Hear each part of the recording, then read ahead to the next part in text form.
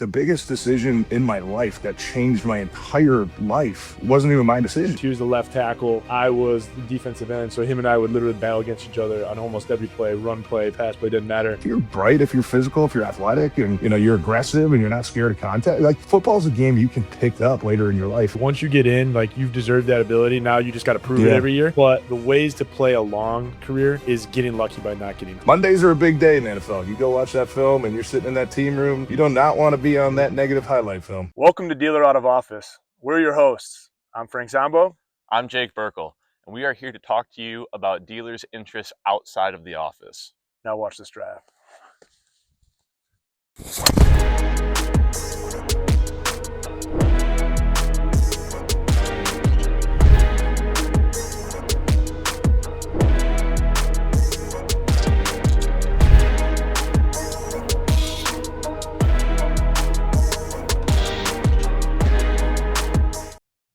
What's up, everybody? Welcome back to another edition of Dealer Out of Office. As always, I'm your host, Jacob Berkal, alongside my good buddy, Frank Zombo.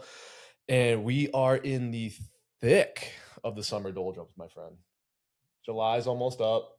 Sports are kind of dwindling. I'm not a baseball guy. Football is coming back. There's some hope. And with that, one of your former teammates, good friend, TJ Lang, has joined the program. TJ, what's up, buddy? I wouldn't say good friend. We're ex-coworkers, but yes, yeah. We're great friends. We just got done playing an invitational together, sitting next to this big guy.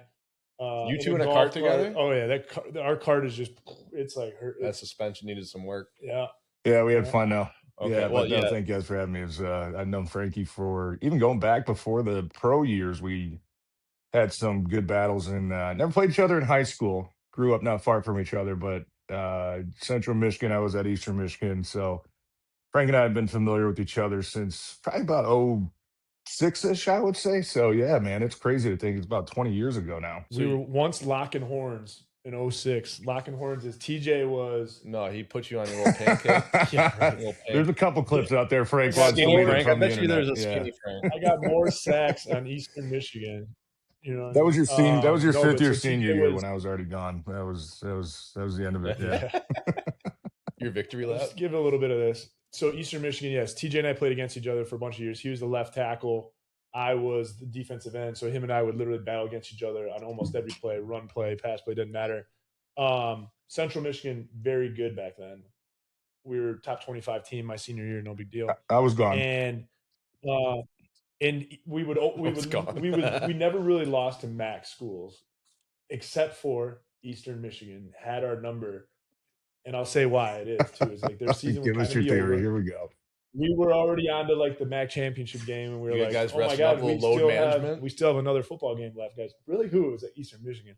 And it would be, and then they would get us like while we were kind of already on. So Frankie's citing load management on Central Michigan's side. What's your? I mean, this is back in the day where if he says he's a top 25 team, like one loss could keep a MAC team out of a big bowl game, and that's like I take pride in Eastern Michigan that we did that. I mean, I know Frank went to a lot of bowl games, but he's going down to like Idaho for the Potato Bowl instead of like, man, we could have been to Peach Bowl instead. We just beat Eastern Michigan. So I took a lot of pride. I took a lot of pride in knowing that we didn't have a great year, but at least we got to ruin somebody else's year too. So that was that was a lot of fun for us. I respect that. We were staying in the GMAC Bowl in Detroit. DJ, where'd you grow up? You said so Frankie Sterling Heights. I'm a Lake Orion. Yeah, I grew up in Ferndale originally. Bounced around a little bit when I was a kid. Okay. So lived in White Lake for a few years as a kid. Started off at Lakeland High School up there in White Lake, and ended up transferring back to Brother Rice High School there in Birmingham. Moving back in to Ferndale area. So, but yeah, always been a Metro Detroit guy. Even when I was gone for the 8 years I played in Green Bay. I always made sure, I obviously always had a bunch of family back here and made sure to keep a place back here. This was always going to be home for me. So, it just the way my career went, just being able to finish here in Detroit, kind of bring everything full circle was certainly, just special, kind of finishing things off where everything started at, and, just blessed to be able to play all those years and, make a lot of great friendships and connections with people, and still live in the area now. and I'm up in West Bloomfield now, and still be a part of the community where I grew up in. Got to play for a couple years. Is just man, it's been awesome, and raising my family, in the community that I was, blessed to be brought up into. I think is something special as well. Love that. Yeah, not many. I don't. There's not a ton of people that can say that. So that's awesome.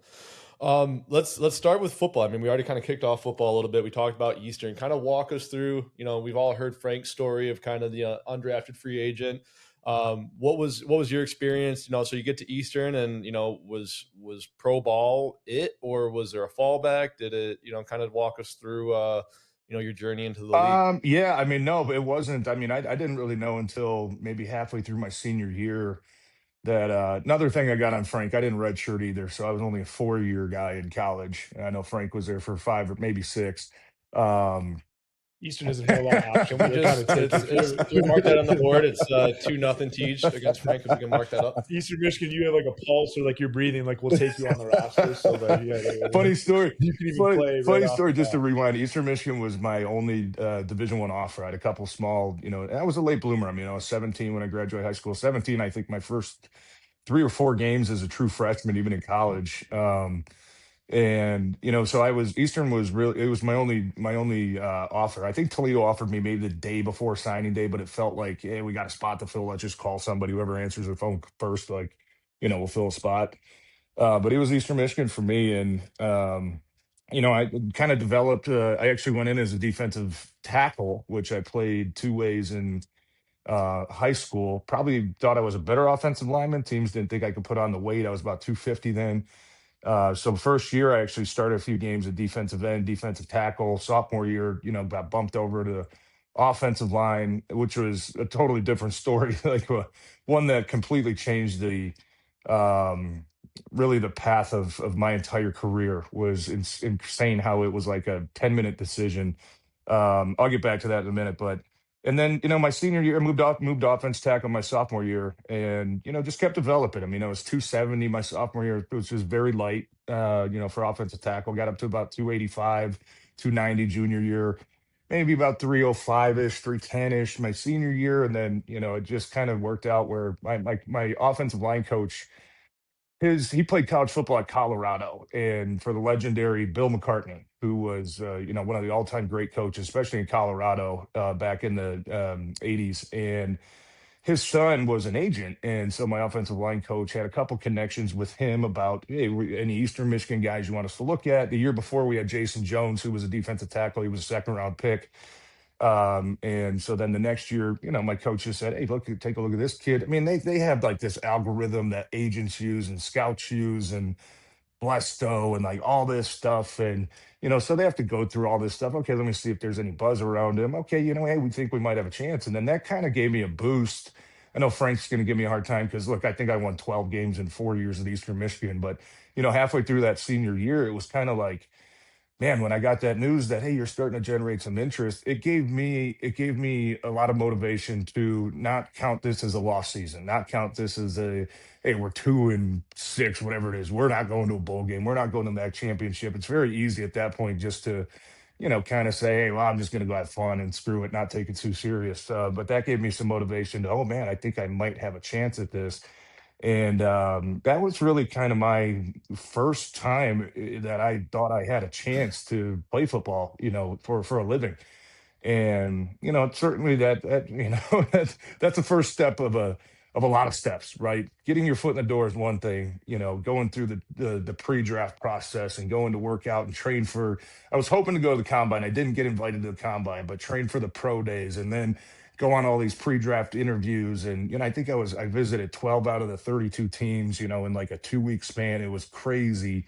And then getting the chance to go to Green Bay. It was just one thing I learned was once you get your foot in the door, and I know Frank's the same, once you get the foot in the door, like it doesn't matter if you came from Eastern Michigan, it doesn't matter if you came from Central Michigan, it doesn't matter if you came from a D2 school. Like we're all here now for a reason. We all got the same opportunity. We all got the same chance to go out there and work and prove that we belong. And that was something that I learned pretty quickly. And lucky enough to go in the 4th round. So I maybe had a little bit of security for the first year or two. But then, as the years go by, you're like, man, I really got to start taking it to a different level. And I think, look, a lot of it is, the people I was surrounded by. I mean, going to Green Bay was the best place for me. I don't know if my career would have turned out the same if I was a 21-year-old kid living back home in Detroit, or some of these 21-year-old kids. I kind of remind myself what I was like when I was 21, going to Vegas, and having all these, external distractions. It's like, man, like Green Bay was just a perfect spot for me. Not only the people, but the town. Being such a small town, a small knit community, really felt like a big college town, something that I didn't get to experience, in college that a lot of guys did. And, they accepted me, and it was kind of one of those just blue collar towns that I grew up in. We all grew up in here in Detroit, man. Like, just you got to work, you got to earn everything you're going to get. Nothing's going to be handed to you. So that's just kind of the gist of my my path to making it in. And look, certainly a lot of it is, not only ended up in the right spot, but certainly there's a little bit of luck involved. I mean, I knew a lot of guys that were great players that injuries got cut short because, or careers got cut short because, a couple bad injuries here or there. I mean, I was lucky enough to kind of avoid a lot of those things. And, some of it's knowing where to be on the field and knowing where the, the pile's going to roll up on your knees or, take a beating. But, a lot of it's certainly luck, man. So, I definitely had for large part of my career, a lot of it was definitely had somebody over, looking over my shoulder for me and, was able to be blessed to make it 10 years in the NFL. You're so spot on too, Tej, about every obviously doesn't matter what school you go to. Once you get in, like you've deserved that ability. Now you just got to prove it Yeah. every year. But the reason the ways to play a long career is getting lucky by not getting hurt. For sure. That's like the worst. No doubt. The only way, like they don't care where you go to school at this point. Now they're looking at like what's your production and then what's your injuries Yeah. like, because they don't want to put you on a 52-man roster and you have a higher probability of being hurt and they got to bring somebody else Yeah. in. So it's like if you can stay healthy and you can just know your playbook, you get in with the right people, you get in a winning organization that they're trying to kind of keep the core guys together. You could play a Yeah. long time. Again, obviously TJ global caliber player, so that was another reason why he played 10 years. But So just so like scoreboard's correct, drafted TJ, you undrafted. Yep. TJ is So That's a fourth. clean sweep, I think, right there. Yeah. But it was, I mean, a lot of it, and just to kind of add on what Frank said, is like, is Pro Bowl? two Pro Bowls. Yeah, Pro two Bowl. Pro Bowls. Thank you. We got Two? Frank. Me and Yeah. Frank got 2 Pro Bowls between the two of us. But just to add on to like the situation, like I came in as a 4th round offensive lineman. We had a very veteran offensive line in Green Bay at the time.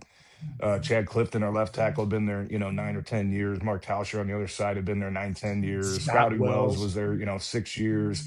Darren College was, a 5-6 year vet. Josh Sitton was a year older than me, but like he had kind of cemented his, kind of starting position. TJ, what year is this? Was 09. This was 2009. Yeah, Frank got in.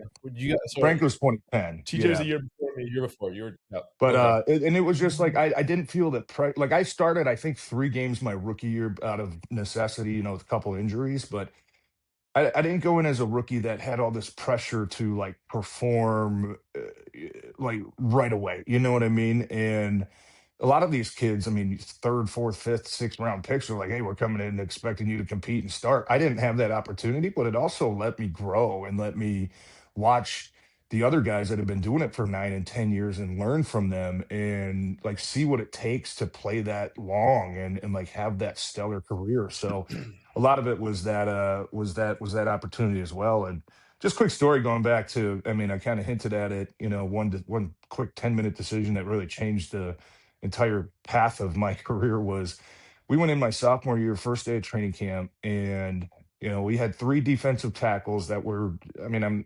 Jason Jones, certainly one of them, who was 2nd round draft pick.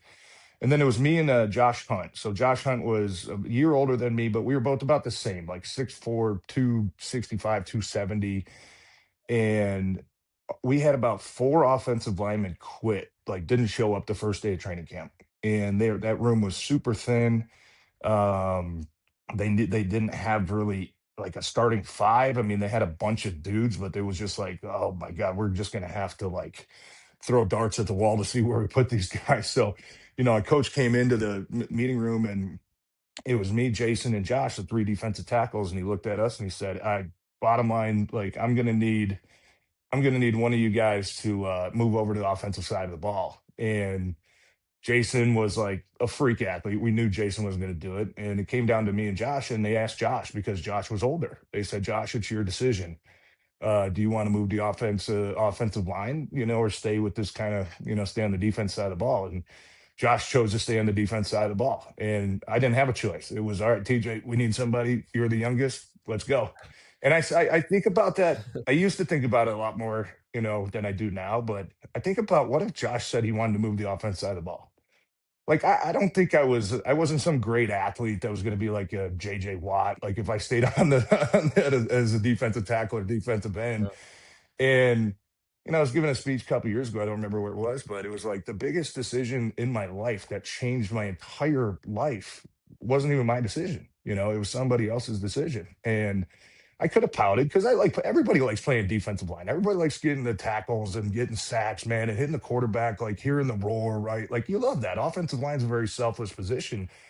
I could have pouted about it. I could have kind of protested it, but it was like, hey, this is an opportunity to go over there. Instead of being a part of a 3-man rotation and playing 25 snaps a game, maybe I go be a starter and play 70 snaps a game, So I kind of took that in stride. And it's crazy how how just that one decision, man, that was completely out of my hands, like changed literally the next, 15 years of my life. And it changed so far. I mean, it changed the rest of my life as well. Yeah, that's what I was going to say too. So Yeah. man, it's funny how things just work out like that. But it was, I remember in the moment kind of being a little upset, like, man, like I feel like this is my year, to be a defensive tackle, and oh, I got to go learn a whole new position. And it was just, but it was one of those, just, I guess, lessons that I learned at a young age, man. That's just control your attitude and your effort, man, and good things are going to happen. And I was living proof of that. And you said that, what was that guy's name? Josh. That was Josh. the decision. Yeah. Josh Hunt. So Josh. And again, Josh Hunt's one of my buddies, and I don't, but I still, like, when I talk to him,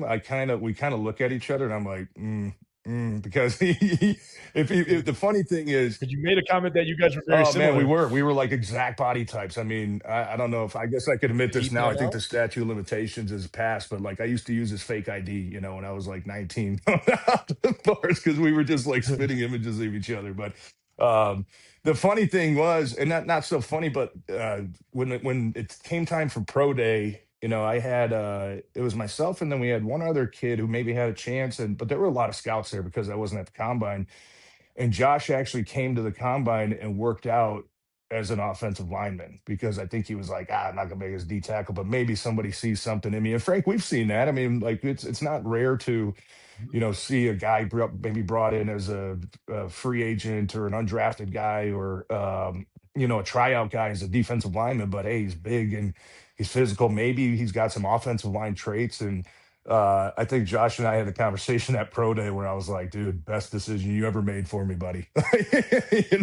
When you understand that defensive line. But no, Josh is doing well, man. He's happy. He's married. I mean, it was just, but it's a buddy thing, man. Like, hey, thanks. I owe you a lot, dude. I owe you a lot, man. If you made a different decision, it was a coin flip, how either one of us could have turned out. So go talk a little like that actual like transition as a pro, right? So your whole life you're on the defensive side of the ball.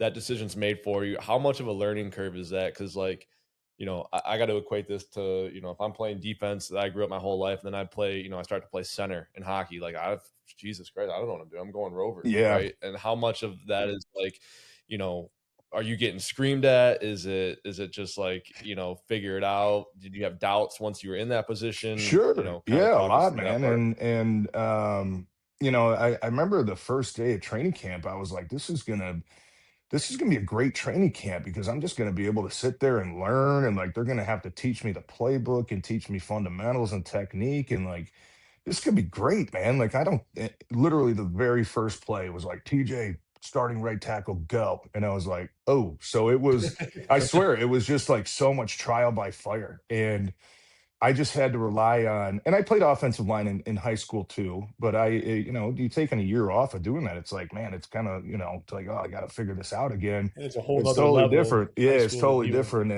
And I was undersized too. I mean, I was 270, where a lot of college tackles are, 310, 315, big dudes. And, but it was just, I took a lot of lessons that I learned from playing defense for that 1 year of like what defenses are trying to do what defensive ends jobs are, what defensive tackles jobs are. And I kind of use that to my advantage where maybe I don't have to out muscle you, but if I can outsmart you because I know your coach is telling you, don't do this no matter what, don't get reached, don't get reached. Now, if I can pretend I'm going to reach you real quick and then I know you're going to fight outside. And right, like there was just little tricks that I had to kind of learn that first year while I was kind of building that toolbox, so to say, of, fundamentals and technique. But I think one thing helped me out playing both sides too was, you know, the aggression that you have to have as a defensive lineman, where you're always coming forward. You know what I mean? Like you're always just trying to make physical impact and Tee you're trying off. to tee off. Like there were some things that I tried to learn where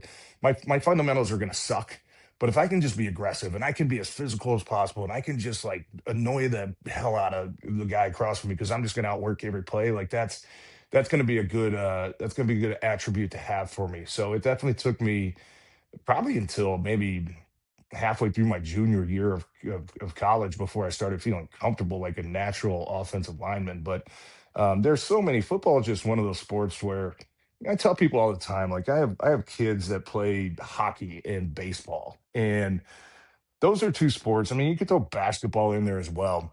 You have to learn those at a young age, right? Like you can't be a 13-year-old or 14-year-old and be like, I'm going to go try out for the travel baseball team, and I've never done it before. Like, it's gonna be like, thanks for coming. Okay, buddy.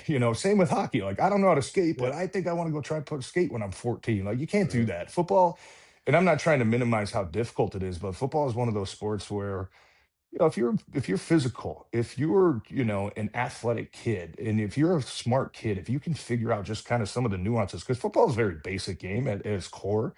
But if you have those core traits, you can find a path to carve out for yourself. And it doesn't Yeah. matter. Might not be the Well, quarterback. You oh might not be yeah, the quarterback, but quarterbacks you is could still easily play running back, for safety, sure. Yeah. receiver, and just be Yeah. an And if you're a athlete. big kid that's, Yeah. 290 pounds, like how many of these kids, like, there's a lot of kids. I think maybe, man, 10, 15 years ago, like was maybe the big influx of you started seeing some kids come over from like other countries like Africa. And like I know Ziggy Ansah was like a perfect example that Yeah. I played against. Like a lot Europe. of these kids didn't start playing high school or football till like senior year of high school. But it's like he's just a big physical athletic freak and Wasn't just there go someone figure just it out. drafted? Yeah, there's a ton of stories now that are a lot more common. So I think that, but when you Yeah. look at There's a when big you one break, of yeah, but when you Yeah. break that down, huh? position to Just position, drafting like I'm not going to athletes. tell you, hey, they moved me to corner and I can go figure it out. But if if you're bright, if you're physical, if you're athletic, and you're aggressive and you're not scared of contact, like football's a game you can pick up later in your life. And changing positions was,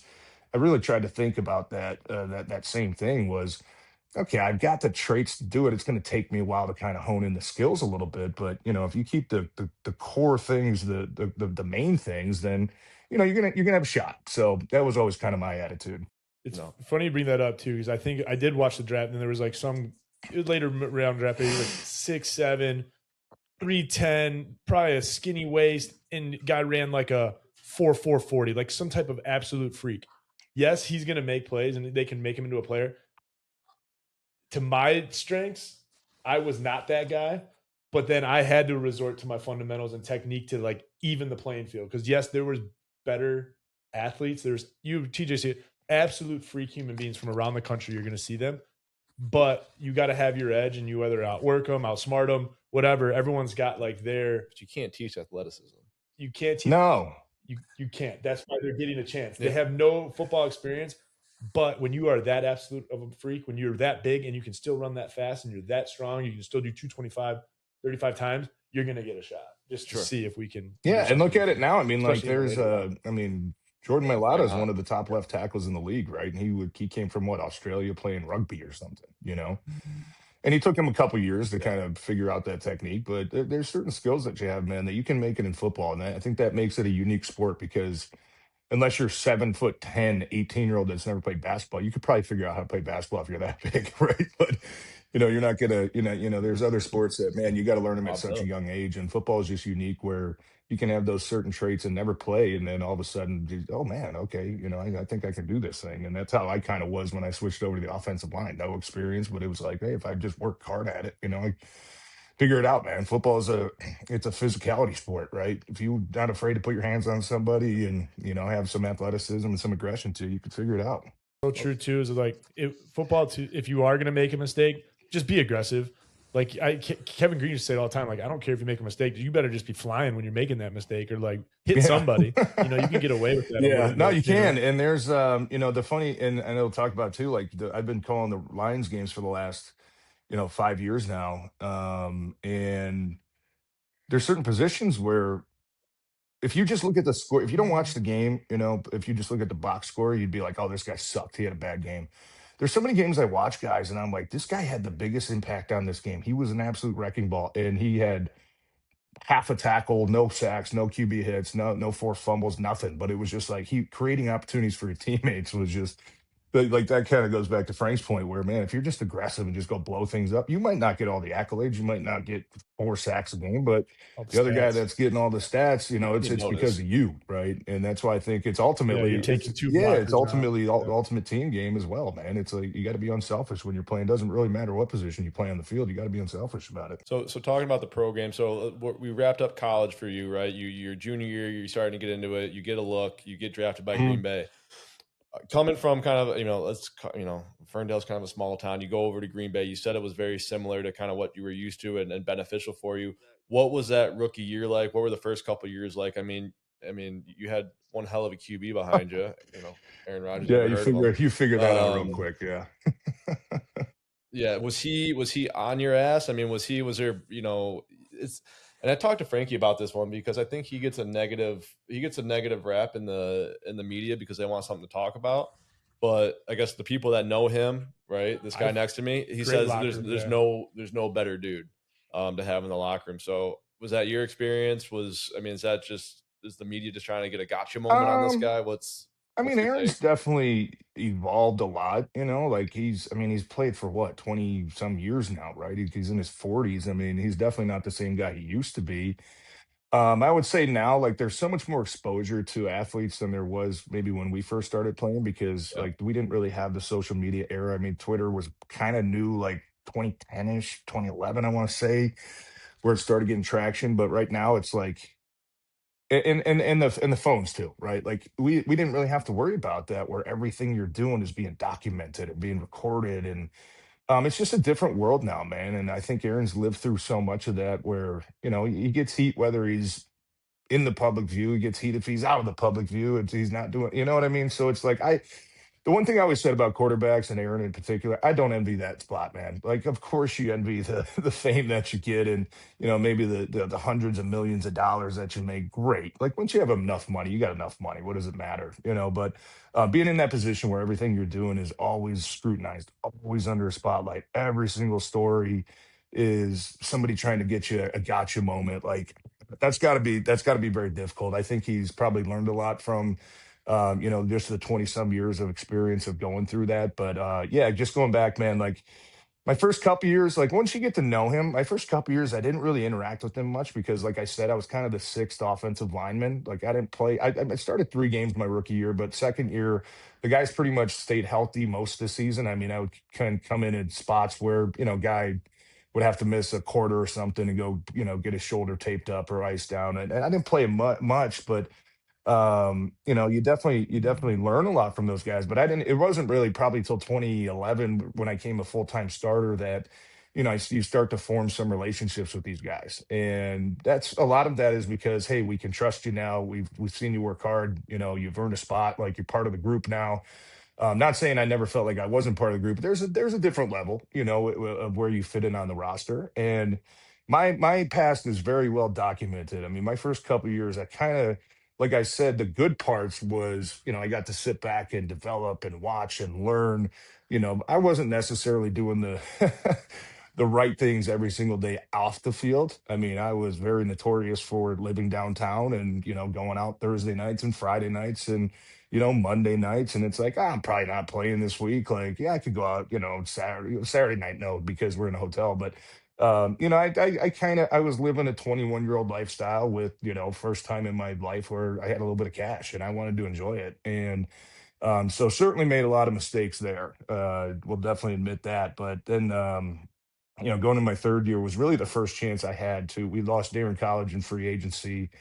There was an opening at left guard, and they drafted a first round offensive lineman, Derek Sherrod. And I knew that that was a make or break year for me. I either earned a spot, or maybe I'll be a career backup, or maybe I'm, getting shipped out of here because I got replaced. Everybody's, they're always trying to upgrade and get younger at every different spot. Aaron was that was probably my first year where I started to develop a relationship with him. And I think a lot of it had to do with my off field changes that I made, which was, not going out all the time. Hey, getting on a strict workout program. And I think that previous offseason, Frank, if I'm not mistaken, was the first time you and I started working out together down there in Plymouth. And that was the first Yeah. time for me that I had spent a full off season dedicating myself to really just changing my body and changing my habits and committing myself to this is what I want to do. I want to be a professional football player. I know I can do it. I proved I can do it. I haven't been consistent enough. I probably haven't been trustworthy at points. I heard certainly had some hiccups, but that first year, I think it was the summer of what it would have been 2011 during the lockout, right, Frank? Where right after the Super Bowl, where you and I started working out with Chad, 5 days a week down there at that ice rink, man. It was just the three of Yeah. us. And for me, that was the first taste of like, this is what it takes. Like, this is the dedication and the commitment, and the passion that it's going to take. And I think that more so for me, I mean, it certainly changed, my body and my physique and the strength that I had. But I think that was the first time I really felt like my teammates looked at me as like, okay, he gets it now. Like he's not the party guy anymore. He's not the guy that's, going to stay until 2 o'clock when the bar closes and chug every, shot glass that's left on the bar. Like that was for me, it was a big wake up call. And there was a few different things that happened going into that year too. My wife, Laura, now, I'd gotten pregnant with our now soon to be 15-year-old son JJ. So I was going to training camp for the first time thinking like it's not about me anymore. Like I've got a family now I got to look after. And but that was when I think I really, going back to the Aaron question, I started maybe earning a little bit of respect from a lot of the veteran guys on the team. And then as you continue to prove yourself and continue to develop, because I was still a young kid, 23 years old, and proving to them that that's who I was now, right? We're not going back to the old goofy, fun, party TJ. We're going to be a committed TJ, and that's where I really started to form a lot of relationship with not only a lot of vets, but Aaron as well. And he was never really hard on me. I mean, he'd get pissed at you like if you false started or something. I think he would get more upset with his with his wide receivers, running wrong routes, and because that's the one way that you really make a quarterback look bad. If you're supposed to be, and it's so detailed in the NFL too, where if you're expected to run a 10-yard out and you run a 11-yard out, like that could be the difference between a first down or a pick six going the other way, right? And it's like there's such a small margin of error there, and so I would he would definitely get on the skill guys, right? But mostly for mistakes that could be avoidable, right? He would never yell at you for getting beat. I mean, we all get beat, right? Like I got beat a bunch of times my first year starting, and luckily I had him behind me that kind of made me look better. But he wouldn't look at me and be like, "Come on, man, you can't get bull rushed into my lap. What are you doing?" Because like it's like, gee, now I'm a head case. It was just the mistakes, right? False start, missed assignment. Seemed like he was very demanding, and that attitude really rubbed off. I think that's maybe what I'm most thankful for Aaron in my career was he always challenged you to, yeah, but what else, right? Like what else, right? What else? How else can we develop? How else can we kind of evolve into seeing the next step of this? Because you look at a defense and it's like, great, they're lined up, in a 4-3. Okay, we know what to do. Well, now what if they move? Now what if right before the snap the safety starts creeping down? Now what do we expect, right? And he really challenged a lot of us to take your football IQ to a next level, because he was just, I mean, clearly one of the most talented. I think the most talented, uh, just pure arm strength and accuracy quarterback that I've ever seen. But it was his really football IQ that I think made him stick out. I mean, he was the type of guy that he knew if he played 70 plays, probably 65 of them, he knew exactly what the defense was doing before we even snapped the ball. And that challenged a lot of us where, great, if I can pick up a read on this defensive tackle and I know he's going to, stunt inside because they're bringing a blitz, you're not going to beat me. That's going to make my job super easy, right? And I credit Aaron for a lot of that. He was just such a great leader and locker room guy, always keeping things light. Even on the hardest days, man, like you know, he'd keep it fun to come in the building. So, I'm very thankful. And he made a lot of us look better, man. He made us look bad at times, where it's like 3-step drop and he's standing back there for 7 seconds. You're like, throw the damn ball, dude. Like, damn, I'm expecting the quick slant to be out, but he made us look better way more than he made us look bad. And he was just such a tremendous talent to just be able to watch and learn from. And look, I know, it's so funny because you get into games and Aaron would make a ridiculous throw, right? And like, so you're doing all these post game interviews, and you know, half of them would be like, "Oh my gosh, did you see the replay of Aaron's throw? Holy crap! Like it was amazing, one best throw we've ever seen." And we finally get to a point where you're like, yeah, I see him do it in practice like 20 times a day. Like, like, you get spoiled by it, It's kind of funny because you're like, yeah, that's just like that's what he does. It's great play. But like, did you see what he did Thursday and like that 3rd and 11? Like, you know what I mean? So he was just that type of guy where he made an impact on, I'm sure, everybody's career. Still is making an impact out there at Pittsburgh. Hopefully, I know they're hoping that it's cool to see him and Mike McCarthy kind of bring things full circle again, and get to finish Aaron's career. I think he's been very vocal about he wants one last chance. But man, just an incredible player, great teammate. The years I got to spend with him, and continue to wish him nothing but success. I love the way too how he treated everybody in the locker room. Like he almost had like inside jokes with like the dude picking up towels, or Oh the yeah. head equipment guy, or the head trainer. Like he just had like his own little way to like make it light with Yeah, everybody. he in the never made building, anybody and feel lesser. He always made, because like some of the hardest jobs, man, we're professional athletes. You get spoiled. You got your laundry done for you. You got everything stocked up. You go in there, your food's ready. You go in there, I need a bag of ice. You got somebody making a bag. You like everything you need. Like you're getting spoiled. And it's very thankless jobs. I mean, I know a lot of those guys are, interns or low level employees, but it's so difficult. And when you're talking about working probably 18-hour days. I mean, especially some of the guys in that training room where you're there at 6 o'clock until maybe midnight someday. Like it's such a thankless job. And uh that's one thing I think Aaron taught, and I've been around some superstar players before that, instead of, hey, if you got a guy there, getting ready to, grab your laundry bag or whatever, and you just throw it on the ground. Like that's just I don't know if it's disrespect, but it's just kind of an ego thing. And I think Aaron taught us a lot too, is like always respect those guys, man. These guys are working their ass off. And he always treated everybody like they were equal. He never treated anybody like they were lower than him, although he could have, because he's obviously a 3-time MVP, Super Bowl MVP. Like, he's just one of those guys that it'd be easy to probably be, a little bit of an asshole sometimes. And he never was, especially to the lowest person, in the building, man. He was always just, he'd crack a joke with you. He was a little sensitive at times, but you always got to be. I think one of the other things he helped me, like, you got to be witty around that dude. Like you gotta always be on your toes. You always got to have a joke coming back. You always got to have a little comeback. Like if he hits you with something, you just kind of laugh it off, or he sees it bothers you, always gonna keep digging at you. So if you can kind of if you kind of give it back and be witty and kind of give some shots back at him, I think that's one way to kind of earn his respect a little bit too. If you can get that guy to laugh, or get him, okay, all right, I'm gonna get you next time, okay, like that's a fun way. The pranks we used to have too. I mean, he was kind of the leader of it when I was a young guy. I probably took over at some point because like you just got to find ways to have fun, especially when it was long training day days or sitting at the dorms over there at St. Norbert, right? But a lot of those memories were awesome. Love that. Speaking of St. Norbert, I gotta say this one. At the end of our last day at St. Norbert was like this small little college dorm thing, and it was like 3 levels high. And the rookies, I think we all had to be at the top, and the older guys would be at the bottom, so you didn't have to go up the stairs. There's no elevators or anything.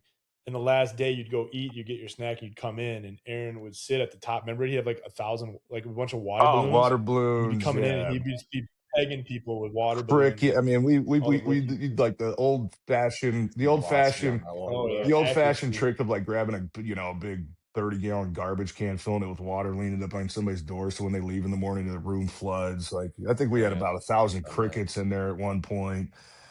He got I think the most mad I've ever seen him at me, and this was probably a year later before I told him, but they were throwing water balloons at us when I think I was a rookie, and I'm like, I was a prankster, and he was on the first floor, and you had these old school, air conditioning units in your window, and I walked around one time, I grabbed the fire extinguisher, and I kicked his air conditioning, and I just flooded his whole room with the fire extinguisher, and he was mad. He was mad. He had his Well, Xbox that's in all there, you got during guitars, training and camp. oh man, it was ugly. Yeah, it's all you got is like your safe room in training camp because it's such a miserable, depressing It's time. just, and Frank, were you You got there? like your 2 You hours were there in before bed. 2010, right? That was your rookie year. So we still had 2 days. That was before the lockout. And some of those Yeah, days 2 days. were, Put your shoulder pads on and they're oh still my goodness, wet some of those from days were sweating like just really so hard. long and brutal. And coming back there at, 9:30, 10 o'clock at night and having to, 11 o'clock at night and having to get up again at 5:30 was just like, but then you'd get that off day or you'd get that sleep in day, and you knew you better be on your toes because there was going to be some shenanigans going on that night before. The guys got to sleep in even till 7 o'clock. Oh man, we were staying up till midnight, 1 o'clock, and we're gonna mess with the guys. But yeah, Aaron was a big leader in that department, and it was just like it just kind of made you feel like, yeah, we're here to do a job. We're here to be professional. This is so hard to do. It's difficult, man. It's going to take everything out of you. It's going to be emotional, physical. You're going to be in pain, but we can still have fun while we do it. Right. And I think that for the 8 years that I was there in Green Bay, certainly, making the playoffs every year helps to have fun. But even in those little moments, where you're spending time together, O-line dinner, training camp dorm, like those are really the moments that I think the older you get the more you miss, because that's just where you get a lot of that camaraderie from. Yeah. What was and before we kind of move on to after Green Bay, I always hear the O line gifts, the Christmas gifts. You don't gotta get specific, but was there one that like stuck out from an Aaron Rodgers? I was like, damn, this is pretty damn cool. This is gonna be not necessarily Yeah, monetary value, but this is just a cool yeah. gift. I mean, every year he got us something. I think, like, remember the year where like the curved TVs started getting popular, like it had a little curve to them. Those were Yeah. pretty sweet. I mean, he got us a couple of those. That's some nice We got, watches yeah, too. so yeah, he got us a really nice Cartier watch with like a little engraving on the back, that said, hey, thanks for, and everyone was personalized, which I love. They weren't all just like generic. Everyone was personalized, and I still wear mine all the time. Just, hey TJ, thanks for always getting my back, or some AR-12 on the back of it. And I think the last one was, man, my last year there was 2016. I became a free agent in March of 2017. That Christmas before, uh, he had the cup. He kind of maybe he tiered it a little bit. For some of the starters, maybe you get something a little bit better, and then the practice squad guys, maybe hey, you get still something nice. But I think he let us choose between a jet ski or like a four-wheeler, right, or like a customized like golf cart or something. And I live on the lake, so I chose a jet ski, and then he's like, well, get him next training camp, get him delivered. Well, I signed with Detroit, and I was just like, damn, I missed out on that jet ski. And one day in that summer of 2017, I got a call that I had delivery, and jet ski was coming to the house, man. And it was like, damn, and because I'm not gonna say my exit was hostile at all from Green Bay, but I talked to Aaron so much during that free agency period, and I think it was hard on all of us, when I chose to sign with Detroit. But the fact that he still went through with that, and still got me a gift to show appreciation, man, like that was special. So he was like caring guy, man. Always took care of his guys. Always always knew to show appreciation, and um, yeah, just always be thankful for those years I got to spend with them playing. Yeah. So These despite guys, the media, quick question. Aaron Rodgers, good guy. Let's just cut. We're just Yeah, cut yeah. deep. Look, I I mean, like Cut. I'll big be fan. honest with you right now. I'm not going to say anything, bad. I haven't talked to Aaron in probably 2 or 3 years. Um, I don't, we don't, nothing like a falling out like that, but I think he's just changed his life, where he's kind of shrunken his circle a little bit. I think, meaning, and I understand why, because you always see whether it's former players or friends or family, whatever, always coming out about the article about negative interviews and stuff. Like, he's taken so many shots over the year that I think he's just kind of got to small circle of, of people that he trusts, that he hangs out with. I don't talk to him much. That doesn't mean I don't love the guy or appreciate him, or think any less of him. Like I know he's got to be he lives an entire different life than I do. But anytime I pass cross, and I know that we'll, probably the more that once he's done playing, it's always going to be like going back, seeing your old buddies again, man. Like you take a break sometimes and maybe you don't talk. Like I don't, there's a lot of teammates I don't talk to on a weekly or monthly basis, but we're all busy with kids. Like we all got some sort of, work to do, or whatever it might be. But yeah, I mean, he's that type of guy that, he's like you said, man, he's genuinely at heart, at his deepest, core of who he is. He's a very, very great human being. One thing about O linemen is, I would say, like, within a football team, O line's probably the biggest, like, fraternity. Like, they're probably the tightest group. And we're like defensive guys. We hate O linemen. Like, we just don't like them. But like, they are a tight group. So they always like, and they get paid probably like they're probably the best overall get paid kind of guys too. So they go on like very nice dinners. Like they always are going out on some type of dinner, like whether it's before a game or whatever. And it's like usually some big money goes into it. I'll never forget what you guys did to Nick McDonald. He was a undrafted free agent out of Utica Ford High School here. And we went to Carnivore in Milwaukee. And I hung out with some of the old linemen for whatever reason, like my rookie year. And we were going out to dinner, and they're like, all right, we're playing credit card roulette. So everyone's got to throw their credit card in there into a hat. And I'm like, shit, I hadn't made that much money. Boys, like, there's some big, I mean, there's like Chad Clifton made all like multi-millions for 15 years as long as he played. Like I had just made like a couple $100,000 like my rookie year. Like, oh God, please don't get picked. Anyway, what they did to Nick though is they stuck with the waitress. They told the waitress before, so when he put his card, and when she took his card, she stuck it with her thumb to the hat. And then everyone pulls all the cards on. The last card is the one, right?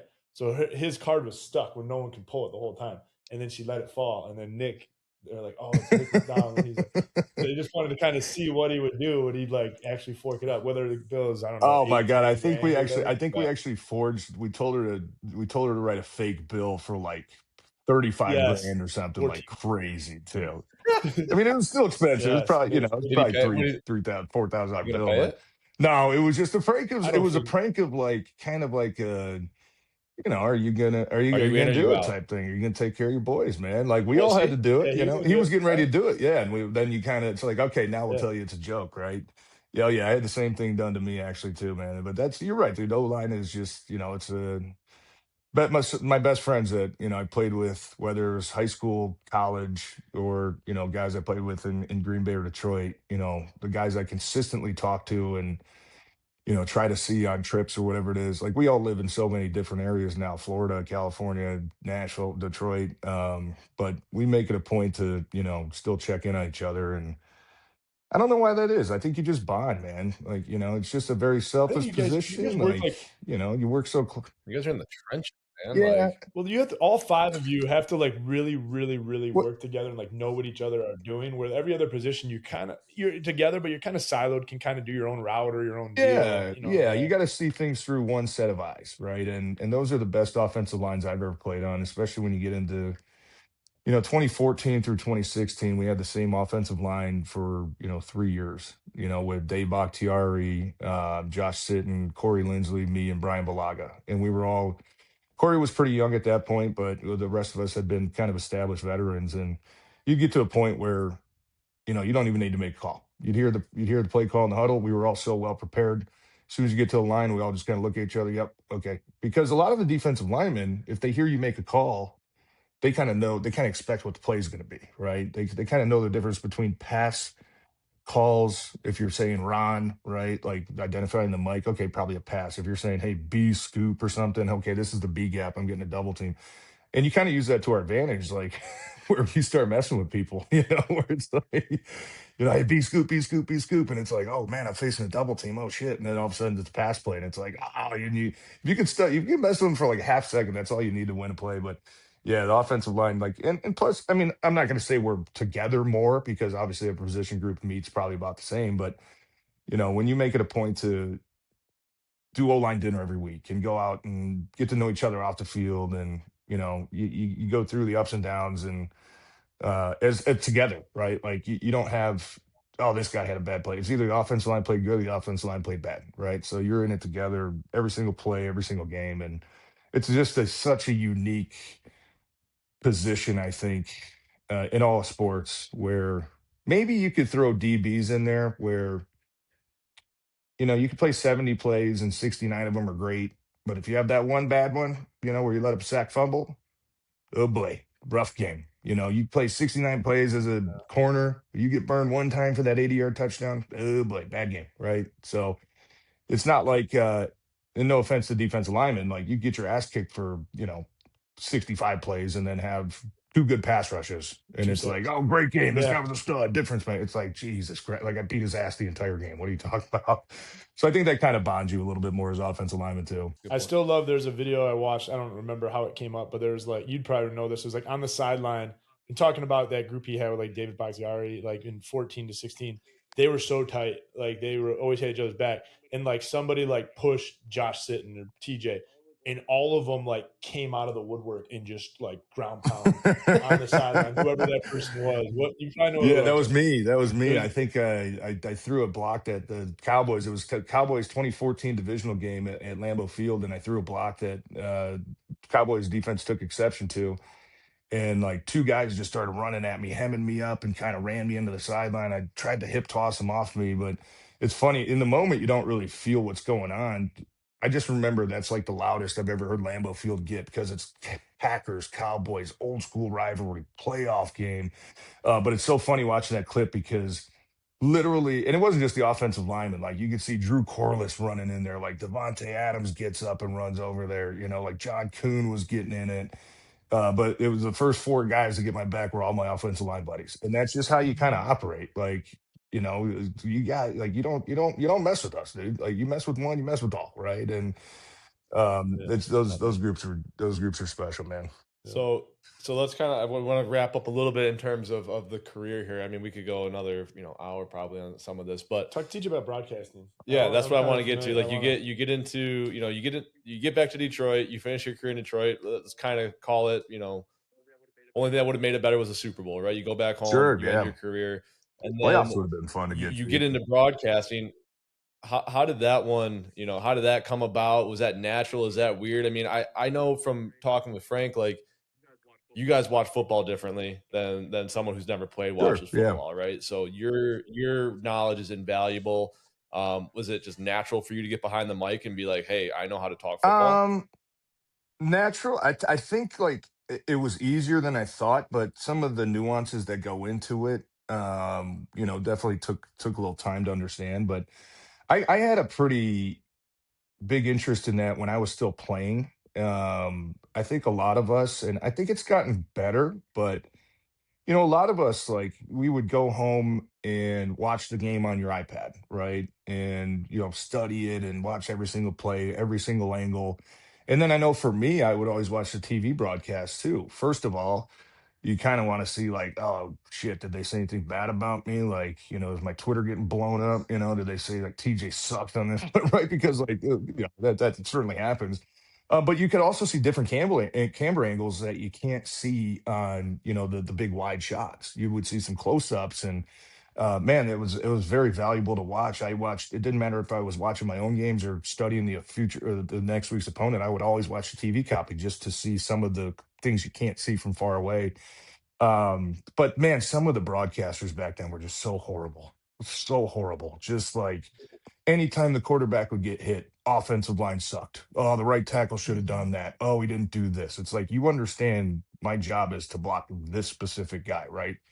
That's the running backs guy. That's right. But it was like always, I would get so pissed because everything got blamed on the offensive line. I'm just like, people just don't understand protections or run game. Like they just don't. And the broadcasters aren't helping. And now you're getting random fans that are always coming at you about how you suck. You don't know what you're doing. And that could kind of change the, perception of you as a player. Right. So I kind of got an interest of like, man, like they need some offensive linemen in there to help these idiots out. They just don't know what the hell they're talking about. Also, a guy I played with for a couple years, Mark Tauscher, in Green Bay, had started to do some media stuff, some radio stuff, I think he was calling games for Wisconsin Badgers football. So he was a guy I kind of talked to a lot too, just kind of getting some lessons from, and hey, what's it like, blah blah blah. They did one thing, I think it was maybe my last year in Green Bay, where they kind of brought in like a little mini boot camp, media boot camp thing with, I think it was Kurt Menefee, who's been at Fox for years, who's a great guy and just so perfect, like awesome at what he does.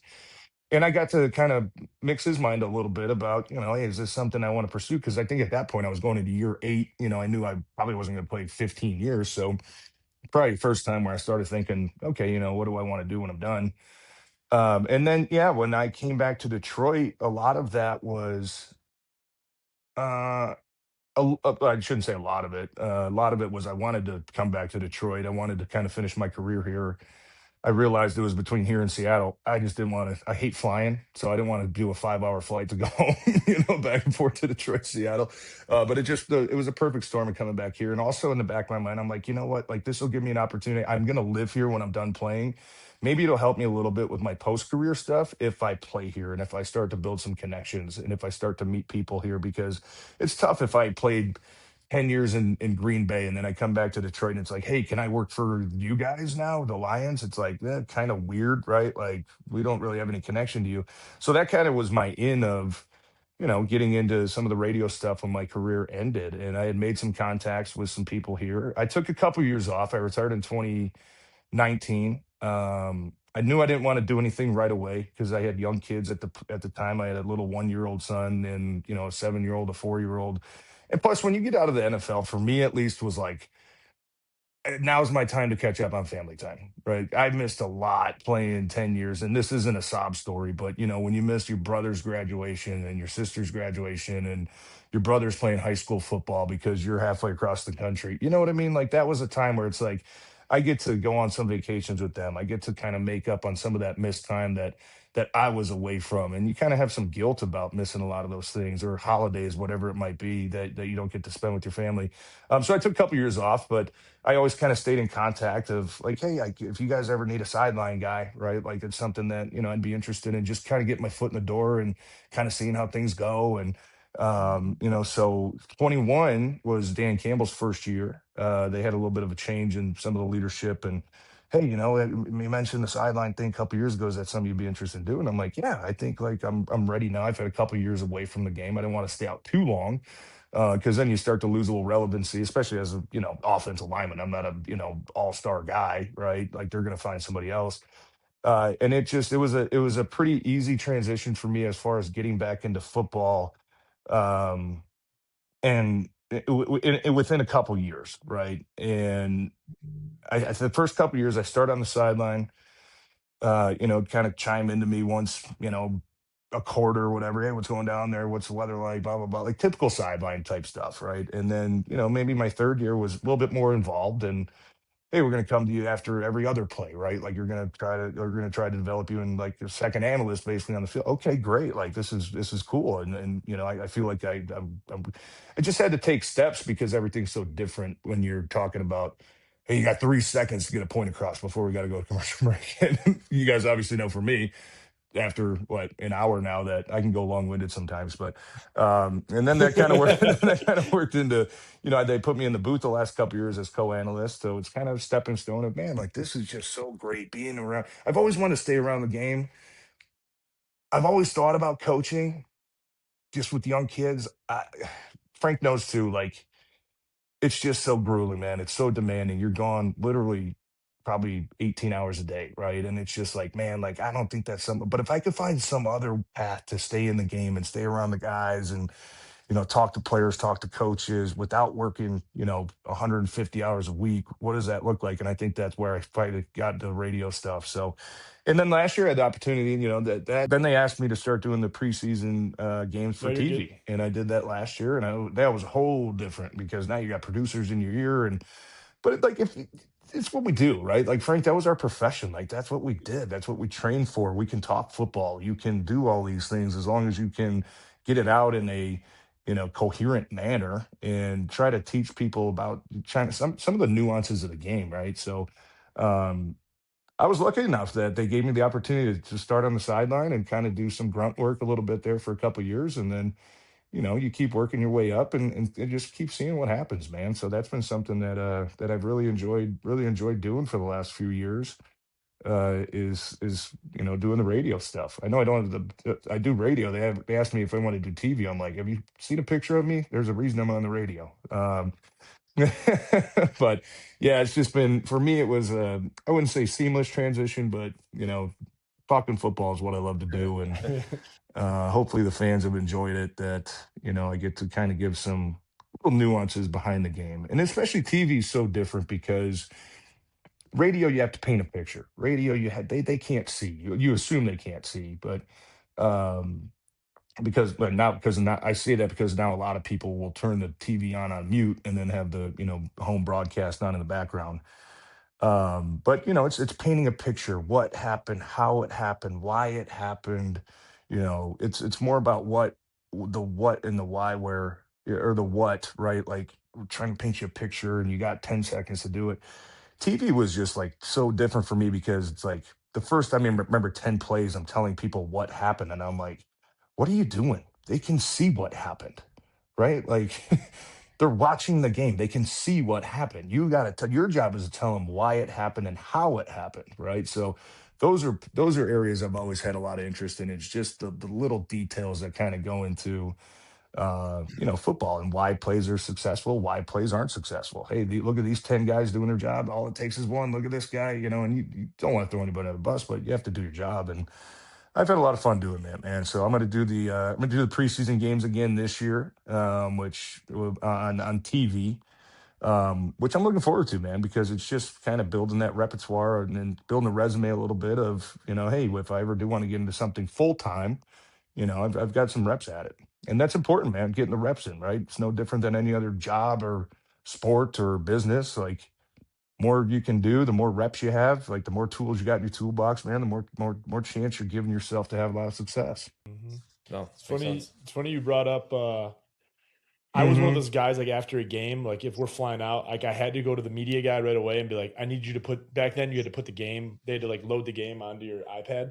So I was on the plane and I wanted to watch every play because when you're on the field, if something bad happens, let's say you're on the ground or something, you're like, oh, that's going to look like, in your mind, you're like, that's going to look like shit on film.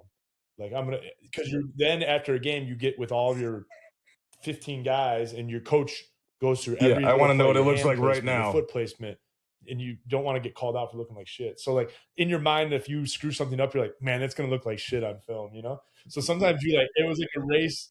It was like a race to get back. So you'd be like, oh, all right, that one doesn't look as bad as I thought it was going to look, or I got tripped, it's not a big deal, or, so that was I always had to watch it right away. Yeah, I would tell you this, and I wouldn't say ego is maybe the wrong word, but I think the first thing I would do after a game would always like text Laura and be like, did they say anything bad about me on TV? Like, did they say anything bad? Like, I know I had a couple bad plays, but like, did they notice it? Because like, as an offensive lineman, you can have a bad play where you get whooped, but the ball gets thrown and nobody knows about it, right? But it's like, did they say anything bad? Okay, good. And then you watch the film and, but it's funny, the more I think about it, Frank, I used to do the same thing because you wanted to watch it before you got in there the next day, right? And like, I would always, first thing, whether it's on a plane or getting home from a home game, to always turn the iPad on, spend an hour and a half watching the game, taking notes. And, because I remember my first couple years, you'd go in there and you didn't have any access to the film before you watched it as either a team or, as a position group. Right. And, then they'd hand you a DVD that you got to take home and load up. And then the iPads came out, which were huge. But a lot of that was just, I think it was more extra preparation where it was, I want to see this before, my coach sees it, before I get talked about. So, we can be on the same page, right? I can be prepared for what's coming, right? Because it's just like, I think it's just, you don't make it to the NFL and especially how long, both of us played for, if you're not somewhat obsessed, with the preparation and with the output. So I think a lot of that when it came down to watching the film right away was not so maybe subconsciously or maybe consciously do I look bad, but I think subconsciously was a lot like I need to be prepared, right? Like I need to learn. I don't want to wait till tomorrow to see what went wrong. I need to know now. And that's like kind of that OCD kind of obsessive mindset that you have to probably be successful in anything that you do. You got to be obsessed with it, right? Especially at the end of our careers. I could have told you everything if I could have given you my grading report, like I didn't even need my coach to break that film down to say you graded out at a 92%. Oh, and these yeah. are your 8 bad plays. I would have been like, I know this next play is going to be bad. He's going to say something about my hand play or my leverage here. You know, like Yep. Oh, here comes we that just third knew. So down. it's almost Yep. like I had to watch it to know, like, how did I perform? How did it come out? So like I could sleep well that night, or was I going to be stressed out until I had to break it down and reset for the next? Yeah. And very rarely, I would say this too, would I go in there, happened a few times both ways, where I was always honest with myself. And going back to Aaron Rodgers real quick, like he was the type of guy that he kind of taught me that you got to chase perfection. You know what I mean? You got to chase perfection. And I kind of, it took me a while to get into that, but like I was the type of guy where I would have 70 great plays, and there's 69 great plays, and the 70th one, man, I got beaten. Maybe not a sack, but maybe got quarterback hit or something. I would obsess about that one play, and I would feel awful, like just like, man, like, oh shit, like how did I get beat by that, right? The difference, I would say real quick, and I would have teammates, and Frank, I'm sure you did too. Like you'd go in, Monday morning, and you talk to each other in the locker room. Hey man, how'd you think you played? How'd you think you did? And you'd have a couple guys that'd be like, oh, I think I played great, man. I probably had like 10 bad plays, but I think I played great, man. And I'm like, fucking 10. I'm like, keep part of my language, but I'm like, I had Yeah. 2 and I feel like shit. I'm like, oh geez, dude. But very rarely would you go in there and like, I'd know if I had a bad game, and I'd walk in with my head down and be like, fucking just mad at myself, right? Just pissed off, just like, oh, chomping. And coach would see that, and he's like, "Yeah, like we expect more out of you." And there'd be times where you go in there like, kind of with your chest puffed up, like, "Oh man, best game I played in years, boys." Very few times would I go in there feeling great about myself, and coach was like, "Oh, you played like Yeah, ass," right. and I'm like, "What are you talking about?" Right? Or there was also a few times where I'd go in there feeling pretty down, and coach would be like, "Dude, you played great," and I'm like, "What?" And I'm like, "I played terrible. Like, what are you talking about?" But I think a lot of that, just preparation, like you kind of mentioned, just kind of prepares you for, Mondays are a big day in the NFL. You go watch that film, and you're sitting in that team room. You do not want to be on that negative highlight film, right? Let's show you the 5 good things. Let's show you the 5 bad things. Oh boy, you did not want to be on that bad. It's motivation, dude. For sure. Motivation. Tej, I'm getting the sign from our producer to kind of wrap it up here. I first off appreciate your time. These are the kind of conversations that we're like, all right, we got another, like, let's do this for another hour. Yeah. I think it would be cool if you're willing, later on, kind of when the season starts, as football gets near, kind of your take on the league, on the Lions, more specifically being, kind of Detroit based. If you're willing to do that, we'd love to have you back. Yeah, absolutely, man. I had a lot of fun with you guys. That time kind of flew by there, and like I said, I know I get a little long-winded sometimes, Makes but my I get job I get easy. passionate Yeah. talking about the time that we I'd rather have 100 spent TJs playing, than man, and someone that doesn't talk. Yeah, I I'm love a getting that bitching point of for it. view. That's a great the point. one-word answers. Who's the guy, like a Robert De Niro used to go on the talk show host, like late night promoting movies Yeah. and give one-word answers? Yep. Yes. No, this has been awesome, man. We appreciate you. Yep. Okay. All right. No, I appreciate you guys for having Absolutely. me, man. Thank you guys. We look forward. TJ, once again, buddy, thank you so much for the time. Thank you for coming on. All the success to you and the Lions this year. And we look forward to having you back, midway through the season, maybe. Yeah, no, I appreciate you guys, man. Thank you for having me. Frankie, my buddy. I know I want to joked with you earlier, hear but Frank Frankie golf is one of stories my next good time. buddies. So So, thank you guys for having me. Thanks, Teach. Thanks for joining us. Oh, we could do I was about telling him 15 how of well I these played together at the just on Frank invite. golf I stories. thought I played. we'll save that for next time. Yeah, save it for next time. Thanks, TJ. Yeah. No, we See you, appreciate buddy. you guys. Thank you for watching the most recent episode of Dealer Out of Office, sponsored by Auto Hauler Exchange. Auto Hauler Exchange is a B2B marketplace where our customers post their shipping opportunities direct to carriers. The technology and the operations team I have behind me take care of everything else.